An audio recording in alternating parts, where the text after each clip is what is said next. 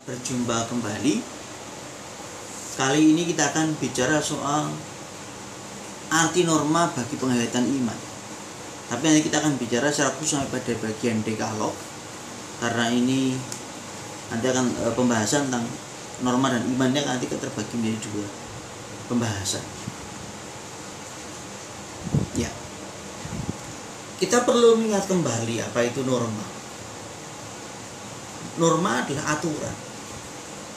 Norma adalah sesuatu yang dirumuskan bersama sebagai prinsip-prinsip hidup, dan di situ orang harus taat. Ini norma. Nah, mari kita bertanya, kenapa kita butuh norma? Norma itu fungsinya untuk apa? Nah, ini jawaban yang paling mendasar, bahwa norma itu bersifat sosial, karena dengan norma hidup bersama diperlancar. Contoh, karena ada norma, kita tidak perlu bingung lagi, repot diskusi setiap kali. Kita hari ini kalau lewat jalan sebelah kiri atau sebelah kanan, hari besok lagi ngomong, kalau saya sekarang pakai jalan, saya sebelah kanan atau sebelah kiri. Nah, artinya apa?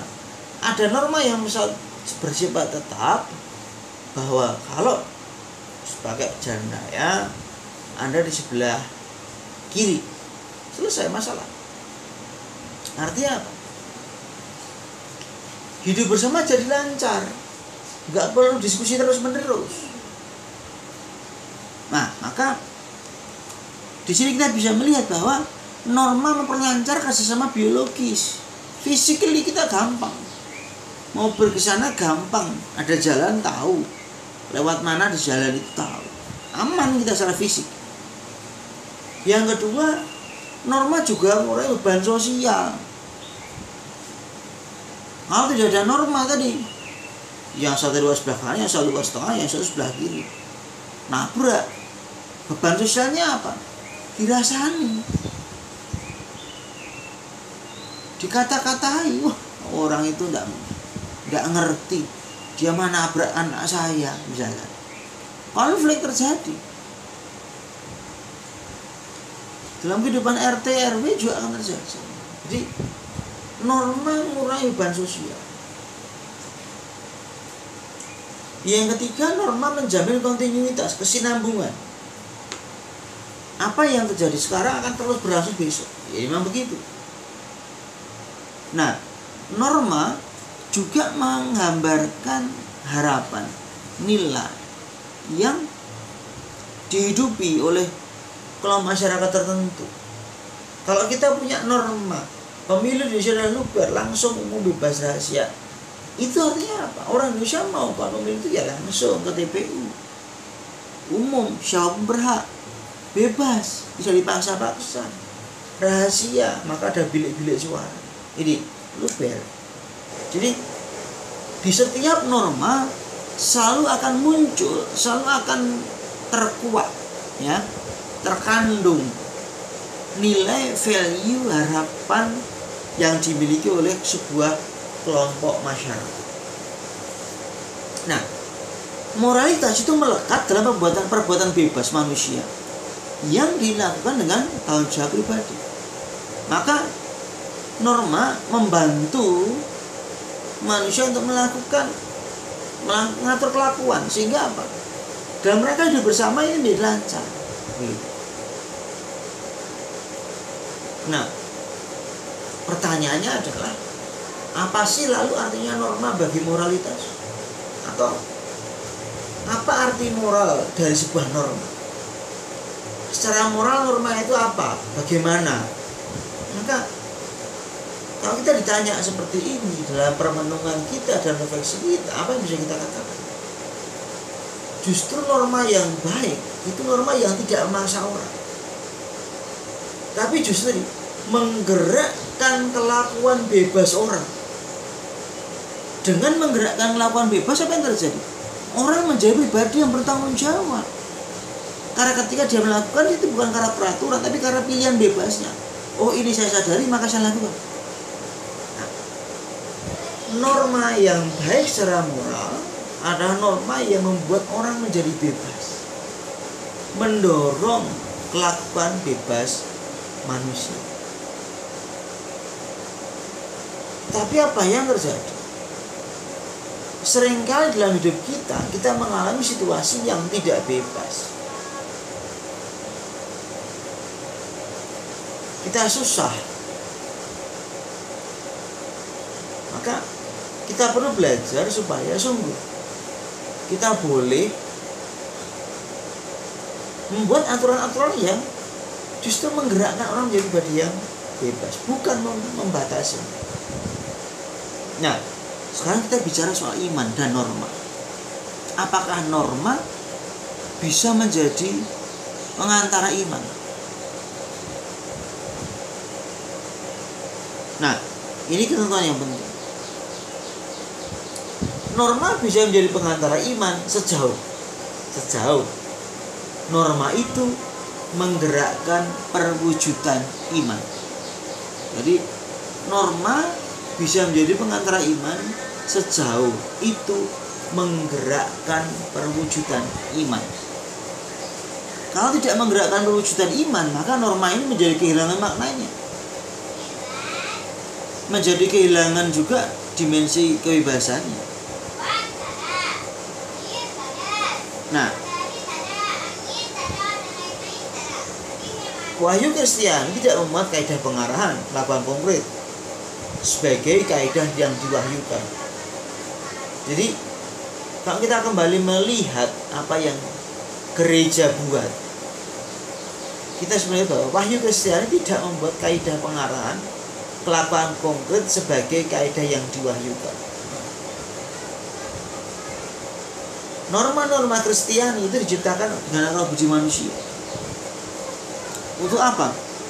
Untuk menghidupi dalam rangka pengalamannya sebagai umat Allah, untuk membina penghayatan iman manusia sebagai penyerahan diri pada Allah dalam gereja. Jadi norma-norma gereja itu buatan manusia dengan akal budinya, supaya manusia mampu menghidupi imannya dengan baik di hadapan Allah.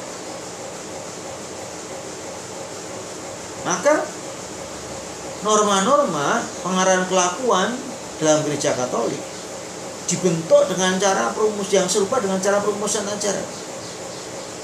Dan norma-norma itu dipertanggungjawabkan dengan penerapan etis. Maka kalau kita belajar KHK dengan sekian ribu kanon yang ada, jangan salah, itu adalah buah dari akal budi manusia yang mencoba merefleksikan imannya dan berusaha merumuskan bagaimana iman itu bisa dipertanggungjawabkan, bisa dihidupi. Nah, sebagai sebuah contoh, kita akan melihat sekarang ini Dekalog. Dekalog tahu ya? Dekalog adalah 10 perintah Allah. Dekalog adalah 10 perintah Allah. Nah, Dekalog itu apa sih? Kita sering mengatakan melihat bahwa Dekalog itu berasal dari Allah, take it for granted, letterless. Tidak. Karena apa? Ada 2 teks Dekalog yang berbeda. Yang pertama di Keluaran, Keluaran. Yang pertama, yang kedua di Kitab Ulangan. Dari 2 teks itu saja sudah berbeda urutannya, kalimat-kalimatnya sudah berbeda. Nah, ini yang kita katakan Dekalog itu bukan dari Allah. Ini bukan wejangan abadi ilahi yang tak berubah. Dekalog ini adalah aturan-aturan yang dibuat dalam lingkup klannya Abraham, klannya Ishak, dan segala macamnya itu. Artinya apa? Lingkup keluarga besar yang membuat aturan. Untuk apa? Untuk anggota keluarganya. Nah, ini biasanya bersifat aturan-aturan dari orang tua yang kemudian berkembang dalam kebudayaan, dalam situasi sosial, berubah menurut iman yang semakin mendalam. Lalu baru kemudian diberi makna iman. Nah, dari segi bahasa, dekalog itu berumus apodiktik. Apa artinya apodiktik? Bahasanya umum. Contoh, jangan membunuh, jangan berzina, jangan bersaksi dusta.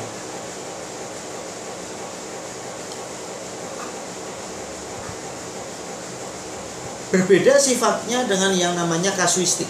Kalau kasuistik itu kasus per kasus dibahas. Ya.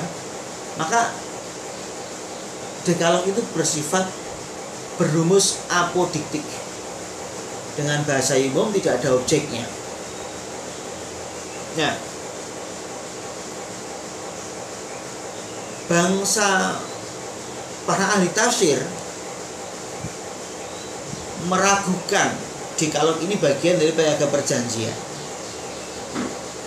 Bahkan para ahli tafsir mengatakan bahwa dekalog ini adalah sisipan saja dari kisah Sinai, di sekitar Sinai.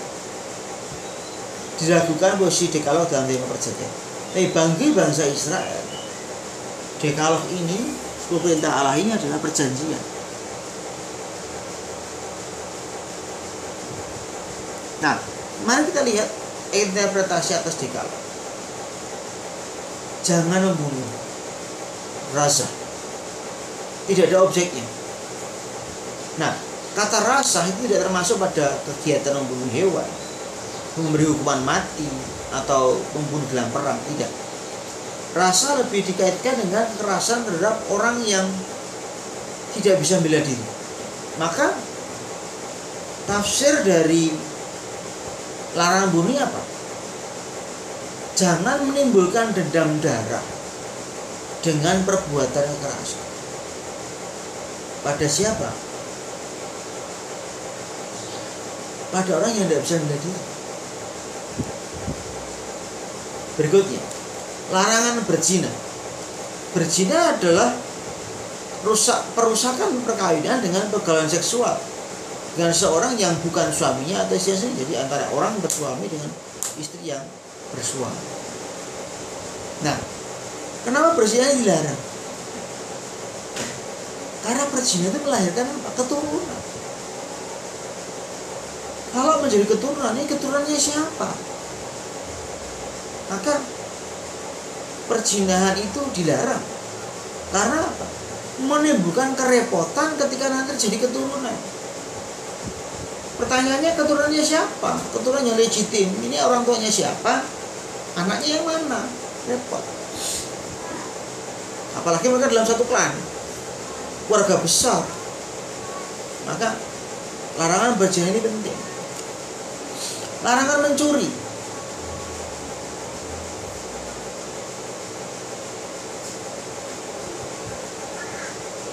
Ada teks parah soal mencuri, yaitu siapa yang menculik seorang manusia, ia pasti dihukum mati. Nah, ini soal kemerdekaan warga bangsa. Bangsa Israel sebagai bangsa yang merdeka. Jadi larangan mencuri ini awalnya untuk manusia, menculik manusia. Nah, karena apa, ini soal klan toh, menculik apa, hamba, sahaya, sebagainya. Karena mereka adalah bangsa yang merdeka, bangsa yang bebas. Ketika mereka akhirnya nomaden, artinya menetap di suatu daerah tertentu, orang tidak bisa lagi mencuri manusia, menculik manusia, tidak bisa. Maka pencurian itu lalu bergeser menjadi pencurian harta. Maka dalam mencuri lalu diarahkan kepada soal harta benda. Larangan mencuri juga terkait dengan larangan mengingini. Apa itu mengingini? Mengingini berarti perbuatan tidak jujur, licik untuk mendapatkan sesuatu. Maka kalau ditafsirkan apa? Jangan licik dan curang untuk mendapatkan rumah samamu. Nah, apa yang tidak boleh diingini? Sebetulnya yang pertama-tama soal tanah pusaka. Tanah pusaka itu tanah warisan. Karena dalam tradisi orang Israel, tanah itu sudah dimiliki. Warisan dari orang tuanya, dan itu berasal dari Allah. Jadi tidak boleh terus diambil oleh orang lain. Kalau masih ingat kisah kebun anggur Nabot antara Ahab dan Nabot itu kan, bagaimana Ahab ingin merampas kebun anggur Nabot yang subur itu, maka dia mengajukan saksi dusta. Nah ini maksudnya, jangan mengambil harta milik, karena tanah itu warisan dari leluhur dan dari Tuhan sendiri. Baru kemudian ditambahkan istri, budak, sahaya, dan harta milik. Nah itu urutannya, logika urutannya, sejarahnya begitu. Tapi dalam kesadaran baru, maka isi nomor 1, jangan mengini apa? Istri samamu, baru rumahnya, tanahnya, harta bendanya. Karena ada kesadaran soal makna bahwa istri itu berbeda dengan harta benda. Tapi prinsipnya apa? Jangan licik dan curang untuk mendapatkan rumah sama. Berikutnya larangan bersaksi dusta. Ini soal pengadilan. Jadi larangan bersaksi dusta ini akan melindungi kepastian hukum dan keamanan sosial. Saksi dusta itu ada di pengadilan biasanya. Karena orang kalau memberi kesaksian di pengadilan dan dia berani bersumpah, maka kesaksiannya dianggap benar. Nah, problemnya adalah seringkali manusia itu bersaksi bohong, palsu. Nah ini dilawankan dengan Allah. Kalau kesaksian Allah selalu berbobot, menjamin kepantapan, maka apa yang bisa ditafsir dalam bersaksi dusta? Dikaitkan dengan larangan ketiga tadi, jangan mengingini, dan perhatian pada sikap saksi yang tidak jujur. Jadi jangan pernah menjadi saksi yang bohong-bohongan. Jadi saksi yang benar, karena kesaksian di pengadilan itu begitu berdampak.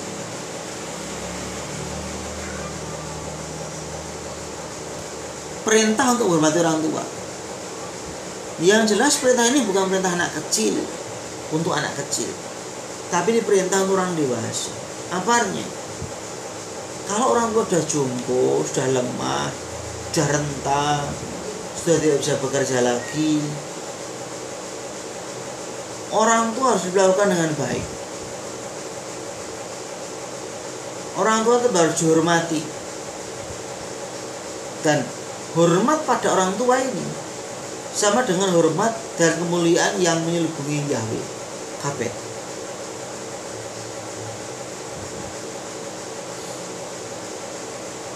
Nah, dikaitkan perintah ini dengan soal supaya lanjut umurmu di tanah yang diberikan Allahmu kepadamu. Maksudnya apa? Tanah adalah warisan, pemberian dari Allah. Dan ini pokok keselamatan. Janji Allah itu di situ. Maka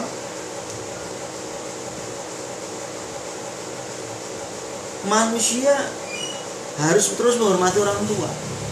Karena dengan begitu dia akan mendapatkan warisan dari orang tuanya, dan itu adalah warisan dari Allah sendiri, pemberian dari Allah sendiri. Maka hormat terhadap orang tua itu begitu penting.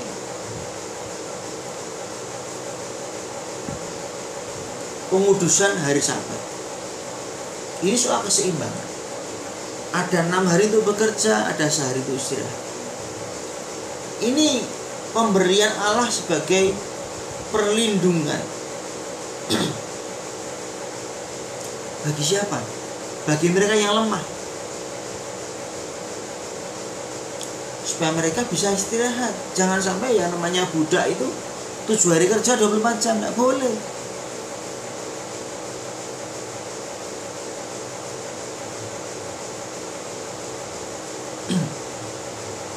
Nah, ini pemberian Allah ini ketika belum ada pembuangan.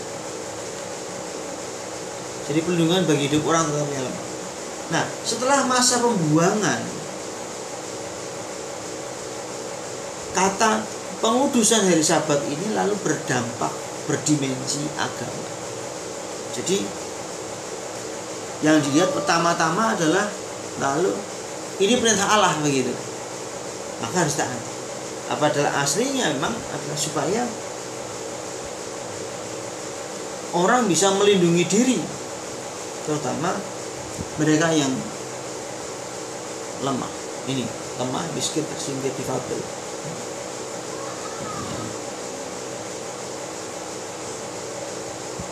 Berikutnya larangan untuk menyembah Allah lain. Apa artinya ini?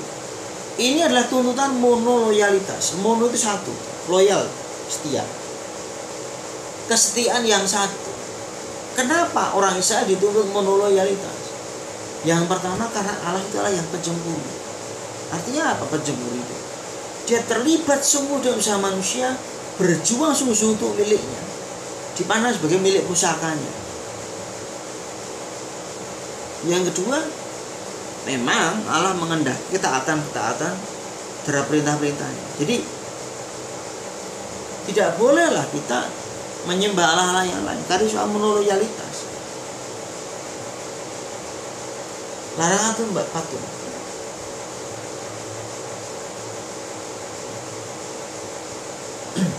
Larangan ini menjamin bahwa manusia dengan ketaatan penuh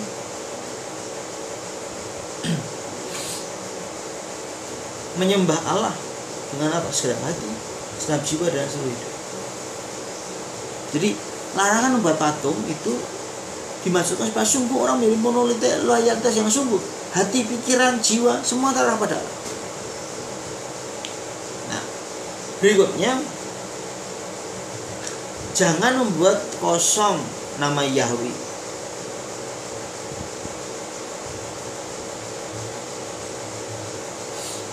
Nah, larangan membuat kosong nama Yahweh seringkali terjadi. Jadi kita sering menyebut nama Tuhan, tapi bisa kosong. Karena kita berdoa tapi tanpa didukung oleh seluruh hidup. Maka ketika mengucapkan doa kami,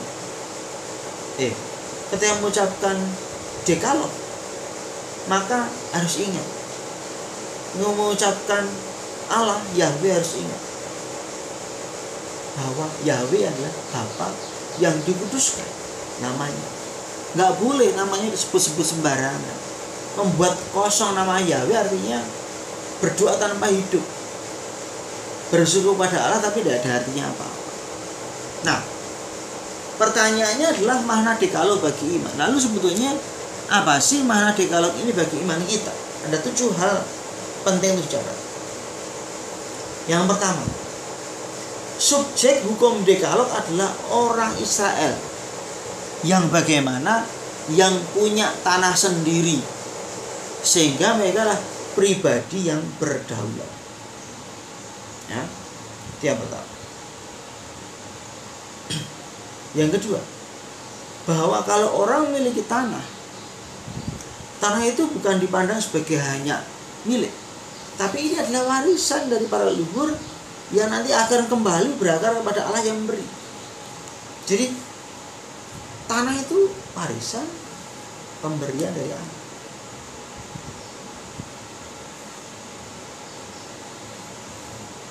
Nah, bagi orang yang mencoba memahami dekalog lebih jauh lagi, dekalog itu dipandang sebagai etos Israel, etos kebiasaan hidup yang penting untuk kelangsungan hidup bangsa dan jalan hidup manusia.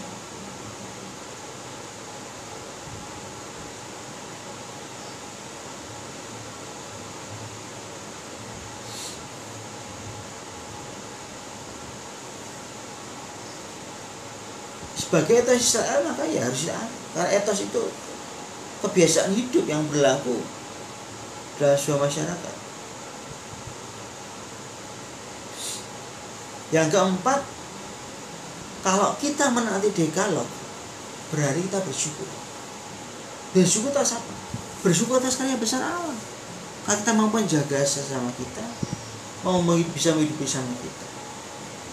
Jadi justru dekalog itu menjadi makna peringatan syukur atas karya besar Allah. Maka dekalog ini kalau kita lihat berubah dari zaman ke zaman, dia senantiasa berubah.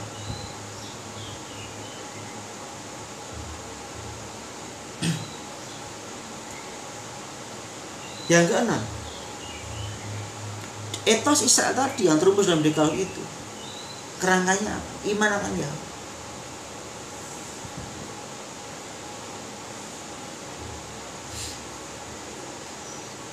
Yang ketujuh, dekalog dipahami sebagai usaha mengatur hidup bersama.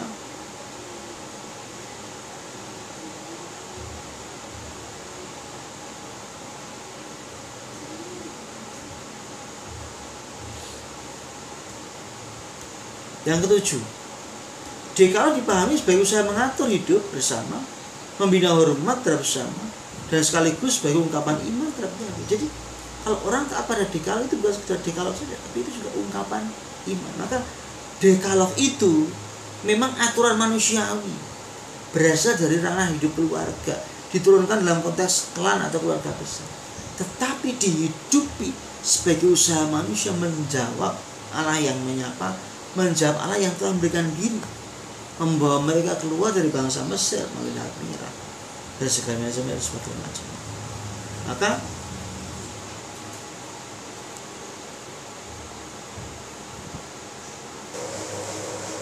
ya,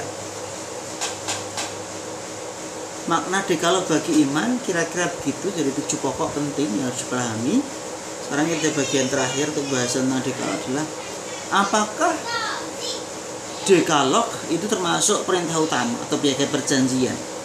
Jadi begini, kalau nanti ada teman-teman belajar soal kitab suci perjanjian lama, teman-teman akan belajar soal apa itu pembaruan piagam perjanjian, pembaruan Yosua. Ya. Nah, intinya adalah begini.